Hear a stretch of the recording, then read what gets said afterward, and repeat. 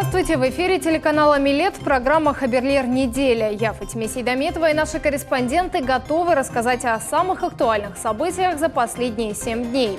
Смотрите в этом выпуске. Более века прошло со дня смерти первого муфтия Крыма и автора крымско-татарского гимна Нумана Челебиджихана. День родного языка отметили во всем мире. Крымский татарин Яхья Ибрагимов пополнил ряды хафизов, хранителей священной книги мусульман. Коллекция сухоустойчивых растений почти 200 лет обитает на юге полуострова. Физкультура на льду. Ученики школы имени Алиме Абдынановой приняли участие в акции «Хоккей для детей». Больше века с нами нет Нумана Челебиджихана. 102 года прошло со дня трагической смерти политического и общественного деятеля, первого муфтия Крыма Нумана Челебиджихана. Наша съемочная группа посетила родные места автора национального гимна крымских татар. О человеке-легенде и великом сыне нашего народа расскажет Султания Ситакаева. Увековечить память национального героя удалось спустя более века с момента его трагической гибели. Первый скульптурный бронзовый памятник Нуману Челебиджихану установили на его малой родине в селе Заветленинский Джанкойского района, недалеко от исчезнувшего с карт поселка Буюхсонах. Теперь в родных краях великого деятеля его память будут почитать у мемориала.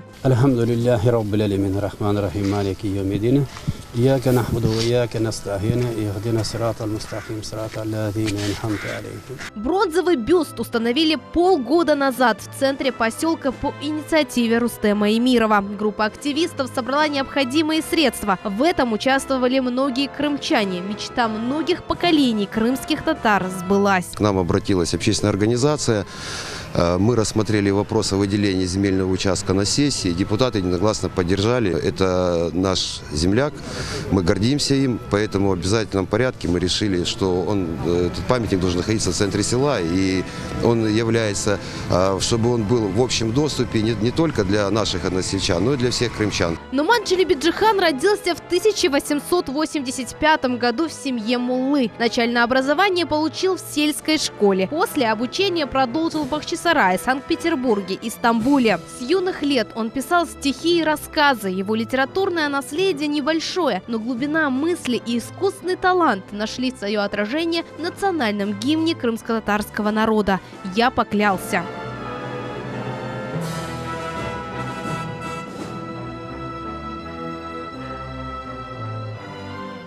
Челебиджихан bizim halkımız için büyük insan. Челебиджихан для нашего народа великий человек. Он в первую очередь был муфтием не только Крыма, но и Польши, Литвы и Белоруссии. Он хотел в Крыму создать маленькую Швейцарию не только для нашего народа. Он стремился собрать букет из всех живущих национальностей на полуострове. Он смог создать национальное правительство. Во всем мусульманском и тюркском мире Нуман Челебиджихан созвал первый Курултай. Ему удалось организовать национальный парламент, где приняли конституцию и государственную символику. Среди 76 членов Курултая впервые участвовали женщины. Лидер крымских татар выступал за равноправие народов. Нуман Челебиджихан ve arkadaşlarını çok progresif. Нуман Челебиджихан и его соратники очень прогрессивные, умные и долговидные политики. Они были настоящими дипломатами. Они хорошо изучали национальные духовные ценности и международную политику. Свои знания они проявляли через патриотизм и отлично служили для своего народа. Активный жизненный путь Нумана Челебиджихана оборвался в 33 года. 23 февраля в 1918 году он был зверски убит матросами-анархистами. Его тело выбросили в море. О таком великом человеке должны знать не только мы, но и наши внуки. Они должны брать пример с него. Ведь несмотря на то, что он рос в степях, он смог стать лидером народа. 23 февраля памятные мероприятия в честь Нумана Челебиджихана прошли во всех регионах Крыма. По традиции в этот день возлагают цветы, читают молитвы в мечетях и проводят открытые уроки в школах. Славный герой нашего народа будет вечно жить в памяти каждого из нас. Султания Ситакаева, Максим Турчев, телеканал «Милет».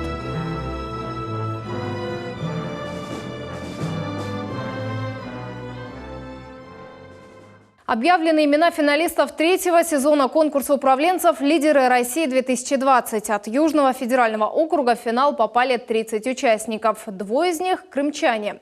Какой проект готовится представить в суперфинале Самвел Саруханян, знает Севиля Меметова. Настойчивый, ответственный и требовательный. Такими качествами обладает финалист конкурса «Лидеры России-2020» Самвел Саруханян. Узнав об этом проекте, сразу решил проверить себя и свои возможности. В первую очередь это проверка компетенций собственных.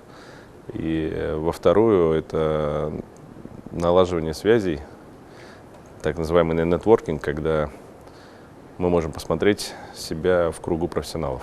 Конкурс проходил в 4 этапа: регистрация, дистанционный отбор, онлайн-тестирование. А после подтверждения в полуфинале полученных результатов. У нас там умудрилось порядка 140 человек слететь с этого конкурса, хотя 380 человек прошло. Исходно, соответственно, осталось 240. И финальный, вот тот полуфинал происходил уже в Ростове. 3 этапа работы в группах разных. Соответственно, ты работаешь с 30 разными специалистами и должен показать свои менеджерские компетенции, управленческие и лидерские навыки. В суперфинале Самвел Саруханян представит проект по специальности образования, а именно организация онлайн-школы. Главная цель – создание необходимых условий для дистанционного обучения. Сейчас за рубежом очень много такой экспертизы появляется. Я думаю, что в России мы тоже можем внедрять ее. Во-первых, это позволит снизить издержки для многих детей. Я знаю, что там дети есть, которые по 1,5–2 часа до школ доезжают. Кто-то не может в связи с индивидуальными особенностями. Я думаю, что это в целом будет такой полезный проект для страны. С каждым сезоном количество участников растет, а их отношение к конкурсу становится более серьезным. Чтобы лучше показать свои качества и способности, к нему они готовятся на протяжении нескольких месяцев. Свою идею управленец планирует реализовать уже в этом году на базе еще одного проекта «Академия гостеприимства». Вот уже 7 лет он работает в отельном бизнесе. Сегодня Самвел занимает должность генерального менеджера в одном из самых крупных и лучших гостиничных комплексов Крыма. Идея проекта заключается в том, чтобы подготовить и выпустить кадры индустрии гостеприимства. Дать такую возможность, чтобы каждый человек, который получил хотя бы какое-то базовое образование, среднее или высшее образование, он мог получить набор компетенций, необходимый для того, чтобы хорошо работать барменом, официантом, а еще лучше супервайзером, да, менеджером среднего звена или менеджером высшего звена. Вот это то, что, на чем будет делать акцент Академия гостеприимства. Проект уже получил образовательную лицензию. Его запустят в мае на одной из набережных Ялты. Самвел убежден, проект станет объектом культурного достояния. Мне кажется, для любого управленца очень важно уметь мечтать. Чем выше ты мечтаешь, тем выше можешь карабкаться, да, тем больше ты хочешь добиваться. Потому что если мечта далеко от тебя, то ты предпринимаешь большие шаги для того, чтобы дойти до них. Вот это, наверное, базовый принцип моего движения. Сегодня «Лидеры России» – самый масштабный и амбициозный конкурс для управленцев нового поколения. В прошлом сезоне в нем участвовало более 220 тысяч руководителей со всей страны. Победителями стали 104 лидера из 30 регионов России. Заключительный этап пройдет в конце марта в городе Сочи. Финалисты получат грант $1 000 000 на повышение квалификации или образовательную программу в любом вузе России. Севиля Меметова, Рамазан Аливапов, телеканал Миллет.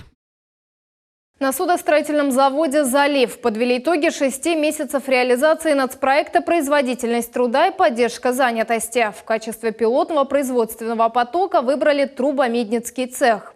О том, насколько повысилась эффективность подразделения завода, расскажет Руслан Минаев. Повышать уровень производительности начали в трубомедницком цехе номер 12, одном из 15 подразделений судостроительного завода «Залив». На этом участке производства происходит изготовление стальных трубопроводов.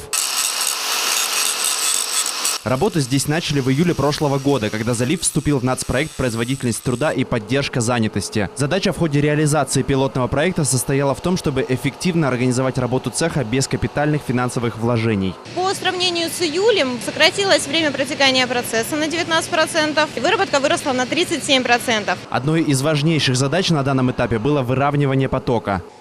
В результате оптимизации все операции трубомеднинского цеха выстроены по последовательной технологической цепочке: порезка, гибка, сварка и гидравлические испытания.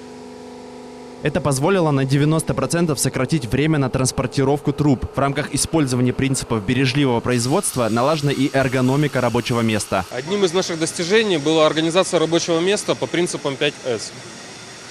Смотрите, если раньше это был захламленный ящик инструментальный, сейчас у нас порядочек. Для каждого инструмента отведено свое место. Есть место для хранения средств индивидуальной защиты, очков, перчаток.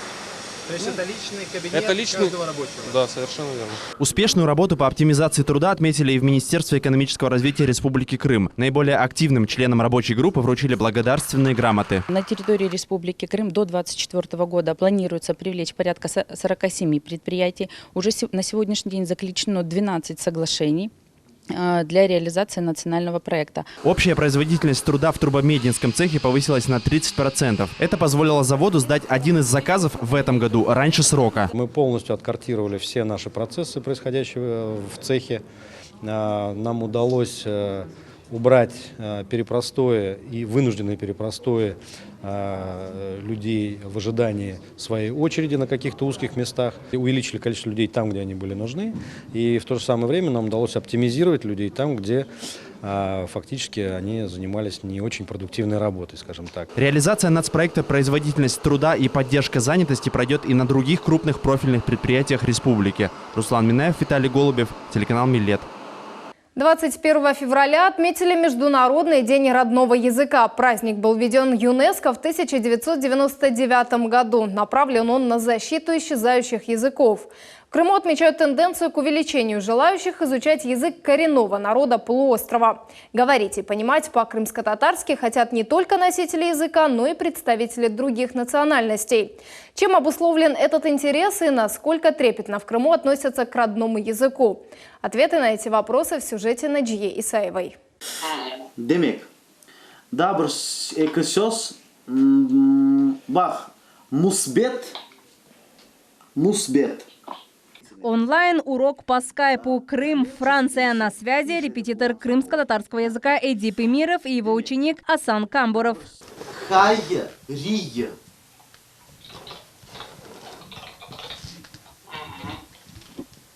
Благотворительный. Коммерческие все. Иш.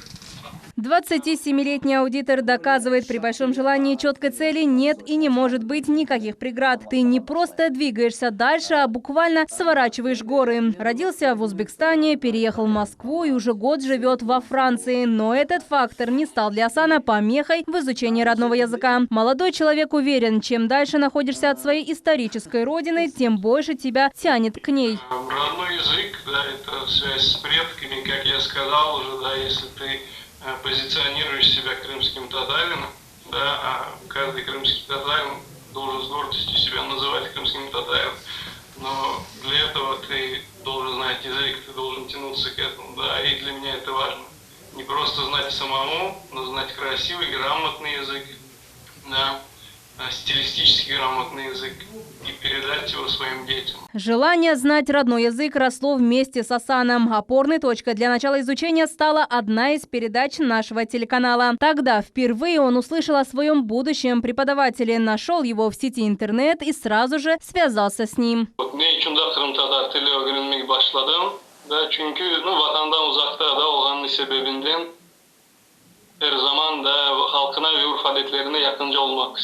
В будущем Асан планирует переехать в Крым, жить, развиваться на родине и приносить пользу своему народу. Бинам, бинасан, бинасы, бинамыс, бинамыс. Александра Горожанина – коренная москвичка и частая гостья в Крыму. Пропитанная культурой крымских татар полуостров впечатлила ее. Здесь обрела и близких друзей. Мы нашли не просто друзей, это уже, наверное, больше как семья. У меня мой ближайший друг и вся его семья – это крымские татары.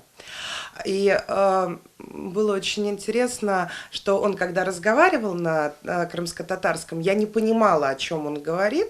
И вот эта вот мысль о том, что я столько всего знаю про Крым, я так много путешествовала, я столько знаю легенд, я столько знаю истории Крыма, а по сути я не знаю основного. Это родного языка коренного населения, то есть, по сути, наследие, да, Крыма. Александра – полиглот, знает английский, испанский, немецкий и латинский. Крымско-татарский стал новым, не схожим с другими. Начала изучение в июле прошлого года. Уже достаточно свободно им владеет.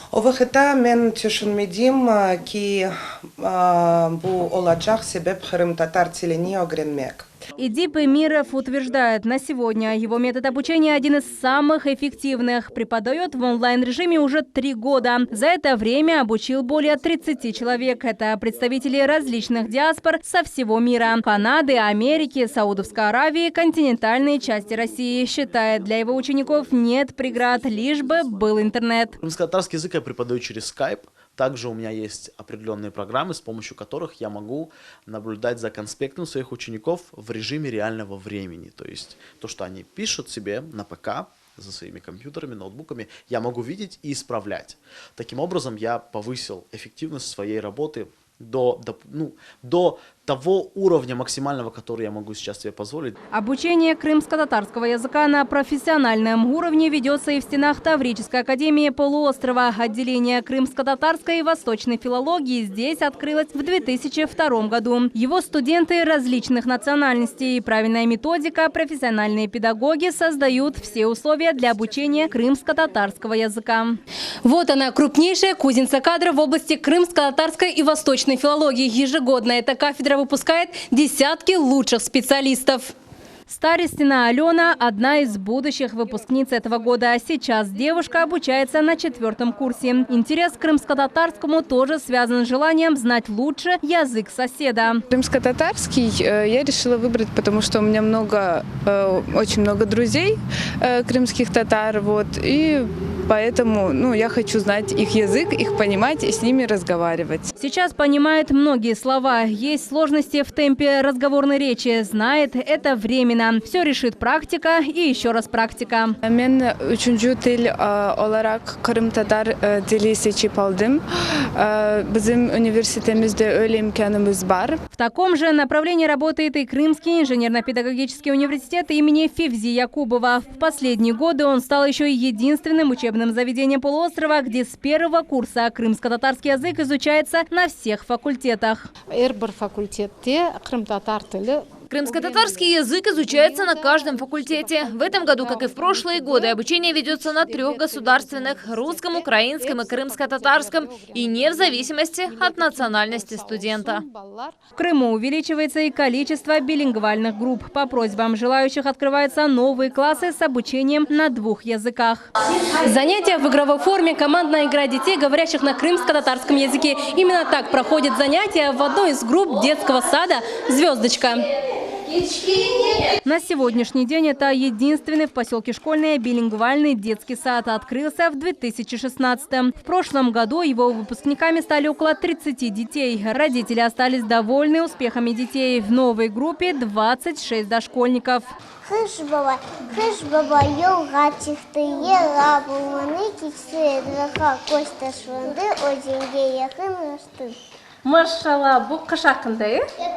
Язык – это средство общения, которое позволяет играть с другими детьми. Именно такой взгляд воспитывают у выпускников детского сада. Специалисты считают, для ребенка изучать 3 языка одновременно не сложнее, чем 1. Ведь в этом возрасте у них нет страха сделать ошибки. Очень важно изучать родной язык с дошкольного возраста, с раннего детства. Дети очень восприимчивы к языковым знаниям, проходят большой этап развития своего, и поэтому язык важен в этом возрасте. А поскольку в семьях разговаривают на разных языках, потому что это особенность нашего многонационального Крыма, поэтому возникает потребность в детском саду изучать все языки, которыми владеют дети в семье. Ежегодно в муфтиате Крыма проходят курсы по изучению крымско-татарского языка для всех желающих. каждый может познакомиться с богатым наследием нашего народа. Наджия Исаева, Дмитрий Низовой, Султания Ситакаева, Арсен Фукалат, телеканал «Миллет». В Крыму на одного хранителя Корана стало больше. Студент Азовского медресе исламских наук Яхья Ибрагимов теперь будет почитаться как хафиз, человек, знающий священную книгу мусульман наизусть. С талантливым чтецом познакомилась и наш корреспондент Султания Ситакаева. Подробности в сюжете. أعوذ بالله من الشيطان الرجيم بسم الله الرحمن الرحيم قل هو الله أحد الله الصمد لم يلد ولم يولد ولم يكن له كفوا أحد. Аллах один, Аллах един и нет ему равных. Именно эту суру из священной книги мусульман Яхья Ибрагимов произносит наизусть. Совсем недавно он стал хафизом, человеком, который заучил Коран, а вдохновил его родной брат. В детстве я много наблюдал, как мой родной брат старший изучал аяты из Корана. И я начал задумываться, что он делает, к чему он идет. И я, как младший брат, начал брать пример со старшего своего брата. Стремление и желание знать десятки тысяч хадисов не останавливают юношу. Он поступает на отделение хафиза в Азовской медресе. В 12 лет он уже свободно читал на арабском. После начал учить Коран. А в 16 лет получил звание хафиза и стал 10-м в Крыму хранителем Слова Всевышнего. А помогал ему в этом его наставник и преподаватель Сулейман Самединов. Мы учили Коран по турецкой системе, так называемой, то есть учили по джузам, не по сурам, а по джузам. А джузы – это части Корана, их всего 30. Яхья выучил наизусть более 600 страниц текста на арабском языке. Достигнув своей цели, хафиз теперь каждый день повторяет суры и углубленно изучает их значение. Я когда учил, я не понимал, что там написано. И чтобы мне было легче учить, я брал книгу «Перевод Корана» и это читал. Но я понимаю, что в дальнейшем, чтобы мне понимать Коран, надо будет еще выучить арабский язык, чтобы его лучше понимать и легче читать. Несмотря на то, что юноша долгое время занимался только изучением Корана, сейчас он успешно изучает все общеобразовательные предметы. Человек большой воли с феноменальной памятью уже подает пример для своих сверстников. Пусть заученный им Коран поможет ему в жизни, пусть пользуется этой возможностью и обучает новых хафизов. Он дает нашему народу силу, пусть больше будет таких личностей у нас. Как отмечает директор медресе Эдем Люманов, заучить священное писание непросто, требуется большое терпение и усердие. Кроме этого, у хафиза ответственная миссия. Он защищает и сохраняет нашу религию. Соотечественников, живущих в Крыму, каждого родителя призываю к стремлению стать хафизом, а для этого поступать в Азовское медресе исламских наук, в наше отделение хафизов. Мечта Яхи – получить высшее духовное образование. Родители поддерживают начинание сына и планируют отправить его учиться в Казань, в Исламскую академию, где бы он мог в совершенстве познать арабский язык. Султания Ситакаева, Максим Турчев, телеканал «Миллет». 196 лет крупнейшая и старейшая коллекция суккулентных растений радует посетителей Никитского ботанического сада. Красоту уникальных представителей оценила и наш корреспондент из кактусовой оранжереи. Сюжет Севили Меметовой. Ольга Гончарова работает в оранжерее кактусов Никитского ботанического сада почти 30 лет. Об особенностях этих растений знает практически все. То, что вы перед собой вот видите, это все лобивии, хинопсисы, мамилярии, гимнокалицами, тефрокактус, это вот бумажная колючка, крестатные формы, вот цереусов перед вами очень красивые, эспосто, каланхоя, посмотрите, какой прекрасные листья голубые. В общем-то, кактусов очень много, и каждый выберет себе по душе, потому что они разные по колючке, по форме, по окраске. Первые кактусы появились в коллекции оранжереи в 1824 году. Здесь они стали высаживать наиболее зимостойкие кактусы опунции. Этот кактус называется «золотой шар». Его считают одним из символов Мексики. Также он один из самых крупных среди круглых кактусов. Сегодня ему 70 лет и весит он более 300 килограммов. Всего в мире 3000 кактусов, здесь их 1500. Как отметили сотрудники, еще есть к чему стремиться. Мы каждый год пополняем через любителей, пополняем через научных сотрудников, которые бывают в командировках, нам привозят или семечко, или детку. Кактус – растение не капризное. При правильной посадке семечко может взойти всего за 3 дня. Главное условие по уходу за ним – не переливать. Поливать его нужно очень редко. Самое главное, что забыть лучше полить, чем перелить, потому что кактус со своими иголочками, он как на пылесос втягивает с воздуха влагу, и для него это достаточно. Поэтому в зимний период мы вообще, вот видите, здесь в теплице не поливаем. Ольга Чарабаева вместе со своим мужем приехали из Краснодара. В Крыму впервые. Первое, куда решили пойти – Никитский ботанический сад. Рассказывают, такой красоты они раньше не видели. Очень впечатлило, я бы сказала, даже завораживает такое огромное разнообразие. И есть такие виды, которые, например, впервые вижу. А это подснежник складчатый. Растение зимнее. Цветет от 2 до 2,5 месяцев. Потом постепенно листья отмирают, и растение уходит в покой. Но это покой для нас невидимый. А на самом деле где-то весной уже начинаются внутри формироваться в дальнейшем зачатки, соответственно, листиков и цветков. Встречаются подснежники в лесах и по всему горному Крыму. Растение занесено в Красную книгу. Сегодня количество растений Никитского сада приближается к 30 тысячам разновидностей. В какой бы сезон года сюда ни приехали туристы, они всегда видят его цветущим. Сад привлекателен и своими ежегодными парадами и балами. Начинаются они с выставки тюльпанов с середины апреля и до начала мая. И завершается красочной палитрой хризантем. Оазис красоты и гармонии открыт круглый год. Севилия Меметова, Рамазан Аливапов, телеканал Миллет. Доступный хоккей для детей. Для учеников 44-й школы Симферополя провели урок физкультуры на льду. Обучали их воспитанники хоккейного клуба «Южные пингвины». Это крымская команда, которая уже не раз побеждала во всероссийских турнирах. Почти 30 школьников, а вместе с ними и наш корреспондент, встали на лед впервые. Сюжет Эльмаса Блакимовой. Ребята? Да, у вас сегодня необычный день, да? Необычный день для учеников 4 класса Симферопольской школы имени Алиме Абденановой. Сегодня парты и ручки им заменят коньки, хоккейные клюшки. По программе «Доступный детский хоккей в России» для ребят проведут урок физкультуры на льду. Многие из них хоккей видели только по телевизору, а кто-то на лед выйдет впервые. Часто спортивные каналы смотрю, и там футбол, там раз и хоккей начал смотреть потом. Скажи, хоккей любишь? Да. А играл до этого лучше? Нет. Нет, но я умею кататься на коньках и на роликах очень сильно. Я роллер. 30 школьников проходят в Ледовый дворец. Сегодня они почувствуют себя в роли настоящих хоккеистов. Сначала выбирают коньки. Главное, чтобы они были по размеру и хорошо наточены. Чтобы кататься было легче, нужно зашнуровывать не туго. А вот и первые шаги на льду. Как и полагается новичкам, первый круг у бортика.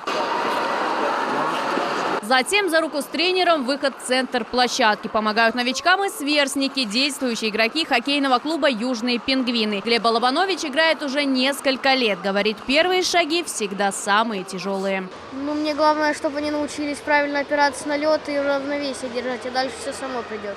А как это покажешь? Как? То есть вот смотрите, вы на 2 лезвиях. Вы должны согнуть ноги и вот так вот ехать. Вот так вот толкаться на них. То есть вот это вот самое главное. Потом уже спиной можно учить и повороты делать. Константин Луканин, полуфиналист конкурса «Лидеры России», вдохновился продвижением социальных проектов и развитием спорта в республике. Считает, что хоккей воспитывает лидерские качества и силу духа. В планах внести занятия в школьную программу и сделать игру такой же популярной в Крыму, как и на материке.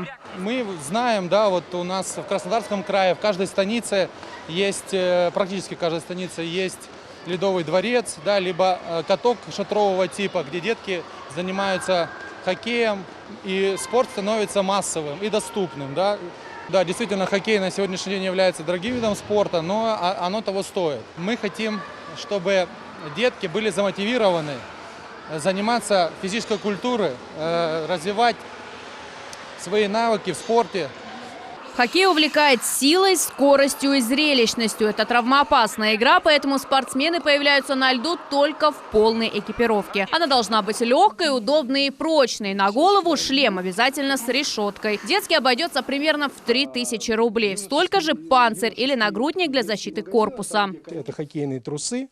Также они в одинаковой где-то ценовой категории с нагрудниками от 3 и до 9 тысяч рублей в зависимости от роста и от уровня защиты трусов. Скажите, а есть вот комплекты полностью, чтобы вся экипировка была? Да, все хоккейные производители делают универсальные комплекты, в которые входят сразу нагрудники, трусы, щитки, перчатки. Стоимость комплекта ориентировочно без шлема, но с сумкой и без коньков в районе 10 тысяч рублей. Детский хоккей в Крыму развивается. Наши ребята занимают призовые места во всероссийских соревнованиях. Каждый из юных спортсменов хочет в будущем выступить в континентальной хоккейной лиге. А их ряды скоро пополнят новички, которых уже сегодня пригласили в команду. По примеру, мы тоже решили выйти на лед уже полностью в экипировке. Говорят, он не терпит ошибок. И кажется, что это правда. Эльмас Аблакимова, Виталий Голубев, телеканал Миллет. Это были самые важные, актуальные политические, экономические и социальные новости. Увидимся ровно через 7 дней. Приятного вечера и хорошей недели.